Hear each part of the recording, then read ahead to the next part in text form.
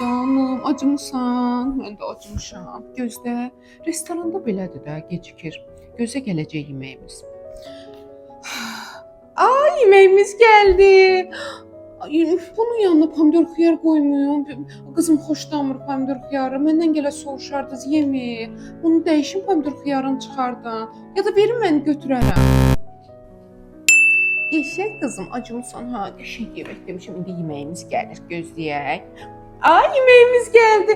Ay, çox sağ olun, bax. Dolma demişəm. Bəh. Dolmamız var bizim. Mən istəmirəm. Mən pomidor xiyar sevmirəm. Bəlkə biraz dadına baxasan, bax. Yox, mən qəşəngdir, çox sevmirəm. qəşəngdir. Of, istəmirəm. Damcı. Dadına bax ki, bax gör dadı necədir. Mən istəmirəm. Yeməyəcəm. Mən sevmirəm. Yaxşı. Amma çox dadlı da. Xiyar da verin baxırsan da. Yox, mən sevmirəm, istəmirəm. Bəli, sizin də övladınız qida seçiciliyi var, pomidor xiyar yemir, tərəvəz yemir, meyvə yemir, kimisi isə ət sevmir, tikə ət yemir, ancaq çəkilmiş ət yeyir. Bəzi uşaq var ki, ümumiyyətlə ancaq fast food yeməklərdən qidalanır. Yaxşı, bəs doğru davranış nə idi? Sonda gördüyünüz kimi. Əgər uşaqlarda qida seçiciliyi varsa, bu uşaqlarla bərabər həm psixoloq, həm də sensor dəyərləndirmə aparılmalı, həm uşağın duyularını, hissiyatı yoxlamaq. Çünki bəzi həssas uşaqlar var ki, nəmli, islah, qoxulu, bəzi bu tip belə də qidalarda onları qıcıqlandırır və onlara xoş təəssürat yaratmır. Yəni özünü yaxşı hiss etmirlər və istəmirlər. Amma valideynlərin burada yanlış davranışı nədir? Valideyn artıq övladının nələrin sevmədiyini bildiyi zaman yavaş-yavaş yeməklərdən onu çıxartmağa başlayır. Məsələn, mənim övladım soğan sevmir, onun üçün yeməyində mütləq soğanı təmizləyir. Və ya baxın, burada bizim sevincimizdəki kimi sevinc tərəvəz yemir, sevmir və öncədən ana getdiyi restoranda öncədən deyir ki, siz niyə görə mənim övladıma tərəvəz qoymusunuz? Bu zaman uşağın beynində həmin qidaları dadmaq istəyi yaranmır. Şərtlənir ki, mənim fikirlərim doğrudur və mən ancaq məhdud sayda yeməklər yeyə biləcəm. Və bu çox uzun sürə, hətta çox uzun, böyük yaşlarda, gənc yaşlarında, hətta 40-50 yaşlarına qədər belə davam edə bilər.